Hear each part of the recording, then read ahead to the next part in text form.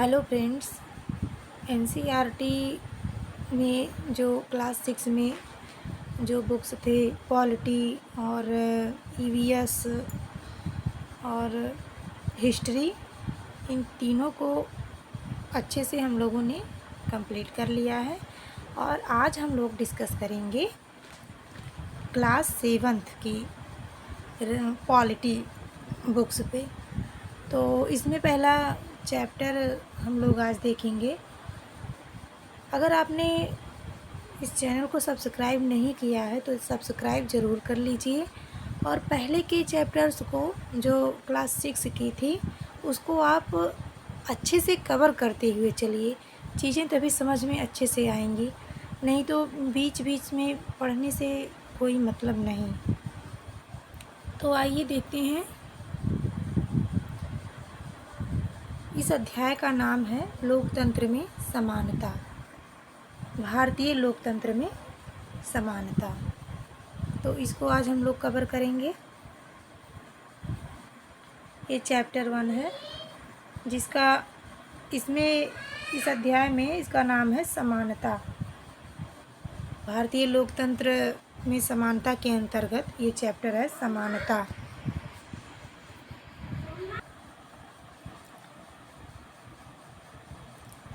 भारतीय लोकतंत्र में समानता के अंतर्गत हम लोग देखेंगे। भारतीय संविधान सब व्यक्तियों को समान मानता है। इसका अर्थ है कि देश के व्यक्ति, चाहे वे पुरुष हों या स्त्री, किसी भी जाति, धर्म, शैक्षिक और आर्थिक पृष्ठभूमि से संबंध रखते हों, वे सब समान माने जाएंगे। लेकिन इसके बाद भी हम यह नहीं कह सकते हैं कि असमानता खत्म हो गई है या खत्म नहीं हुई है, लेकिन फिर भी कम से कम भारतीय संविधान में सब व्यक्तियों की समानता के सिद्धांत को मान्य किया गया है। जहां पहले भेदभाव और दुर्व्यवहार से लोगों की रक्षा करने के लिए कोई कानून नहीं था, अब अनेक कानून लोगों के सम्मान तथा उनके साथ समानता के व्यवहार को सुनिश्चित करने के लिए मौजूद हैं।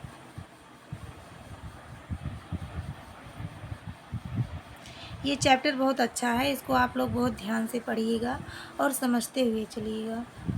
1975 में बनी दीवार फिल्म में जूते पॉलिश करने वाला एक लड़का फेंक कर दिए गए पैसे को उठाने से इनकार कर देता है। वह मानता है कि उसके काम की भी गरिमा है और उसे उसका भुगतान आदर के साथ किया जाना चाहिए। ठीक है। समानता को स्थापित करने के लिए संविधान में जो प्रावधान है उनमें से कुछ निम्नलिखित है। प्रथम, कानून की दृष्टि में हर व्यक्ति समान है। इसका तात्पर्य यह है कि व्यक्ति को देश के राष्ट्रपति से लेकर कांता जैसी घरेलू काम की नौकरी करने वाली महिला तक सभी को एक ही जैसे कानून का पालन करना है। दूसरा, किसी भी व्यक्ति के साथ उसके धर्म, जाति, वंश, जन्म स्थान और उसकी स्त्री या पुरुष होने के आधार पर भेदभाव नहीं किया जा सकता। तीसरा, हर व्यक्ति सार्वजनिक स्थानों पर जा सकता है जिनमें खेल के मैदान, होटल, दुकानें और बाजार आदि सम्मिलित हैं। सब लोग सार्वजनिक कुओं, सड़कों और नहाने के घाटों का उपयोग कर सकते हैं। चौथा, अस्पृश्यता का उन्मूलन कर दिया गया है। ओके। शासन ने संविधान द्वारा मान्य किए गए समानता के अधिकार को दो तरह से लागू किया है। पहला, कानून के द्वारा और दूसरा, सरकार की योजनाओं व कार्यक्रमों द्वारा सुविधाहीन समाजों की मदद करके। भारत में ऐसे अनेक कानून हैं जो व्यक्ति के समान व्यवहार प्राप्त करने के अधिकार की रक्षा करते हैं। कानून के साथ साथ सरकार ने उन समुदायों जिनके साथ सैकड़ों वर्षों तक असमानता का व्यवहार हुआ है, उनका जीवन सुधारने के लिए अनेक कार्यक्रम और योजनाएं लागू की हैं। ये योजनाएं यह सुनिश्चित करने के लिए चलाई गई हैं कि जिन लोगों को अतीत में अवसर नहीं मिले, अब उन्हें अधिक अवसर प्राप्त हों।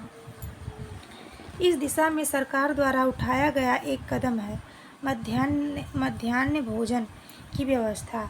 इस कार्यक्रम के अंतर्गत सभी सरकारी प्राथमिक स्कूलों के बच्चों को दोपहर का भोजन स्कूल द्वारा दिया जाता है।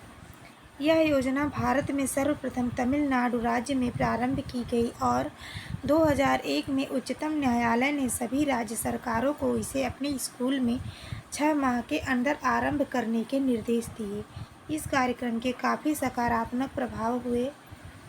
उदाहरण के लिए दोपहर का भोजन मिलने के कारण गरीब बच्चों ने अधिक संख्या में स्कूल में प्रवेश लेना और नियमित रूप से स्कूल जाना शुरू कर दिया।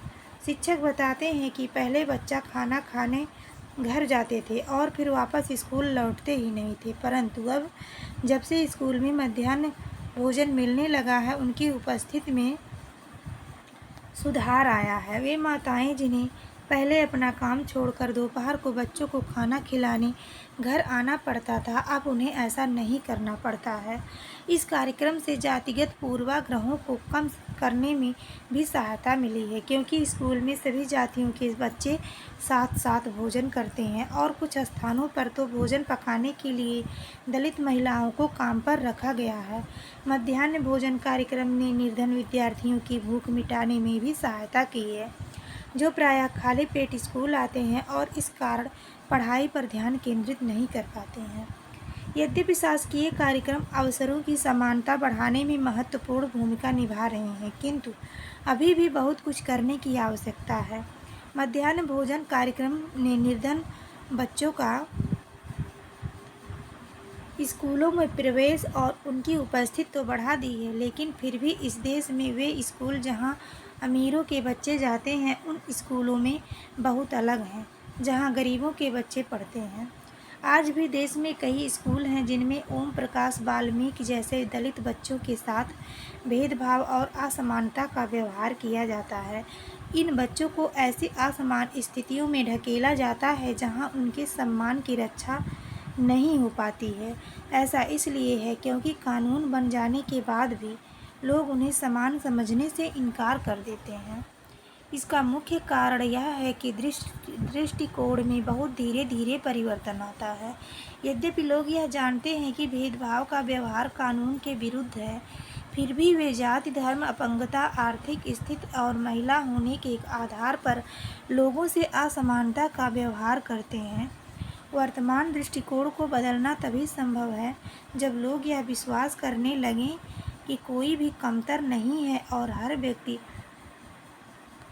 सम्मानजनक व्यवहार का अधिकारी है। प्रजातंत्रीय समाज में समानता स्थापित करना एक सतत संघर्ष है, जिसमें व्यक्तियों और विभिन्न समाजों को सहयोग देना है। इस पुस्तक में आप इसके बारे में और अधिक पढ़ेंगे। अब आइए देखते हैं अन्य लोकतंत्रों में समानता के मुद्दे।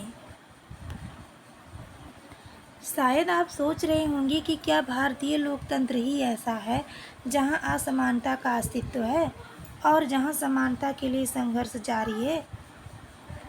सच तो यह है कि संसार के अधिकांश लोकतंत्रीय देशों में समानता के मुद्दे पर विशेष रूप से संघर्ष हो रहे हैं।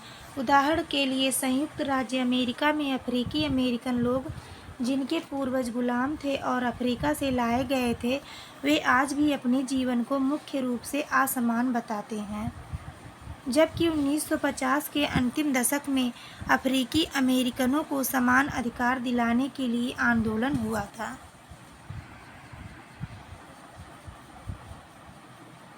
इससे पहले अफ्रीकी अमेरिकनों के साथ संयुक्त राज्य में बहुत असमानता का व्यवहार होता था और कानून भी उन्हें समान नहीं मानता था। उदाहरण के लिए बस से यात्रा करते समय उन्हें बस में पीछे बैठना पड़ता था, या जब भी कोई गोरा आदमी बैठना चाहे उन्हें अपनी सीट से उठ जाना पड़ता था।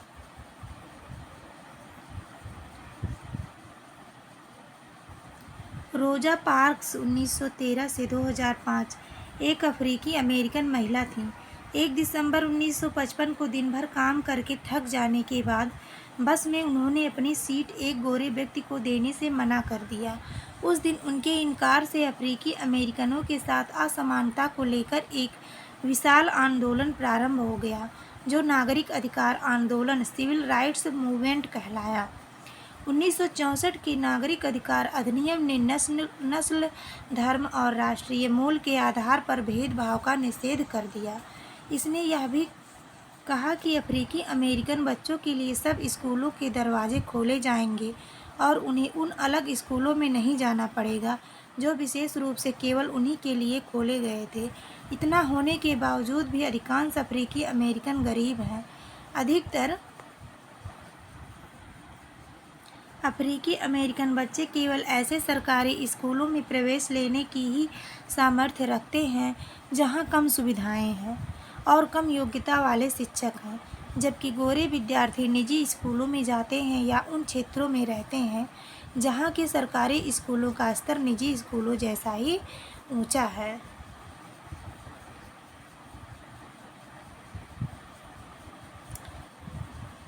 रोजा पार्क्स एक अफ्रीकी अमेरिकन औरत जिनकी एक विद्रोही प्रतिक्रिया ने अमेरिकी इतिहास की दिशा बदल दी।